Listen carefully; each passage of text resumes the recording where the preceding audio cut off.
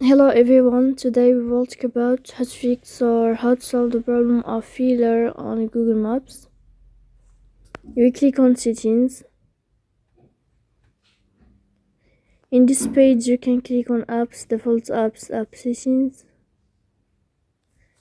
Here you can search about Google Maps and you can click in this page like this. Then you can click on first stop and you can click OK. Here enter to storage. Then you can click on clear cache to fix that problem. So please don't forget to support us by like and subscribe.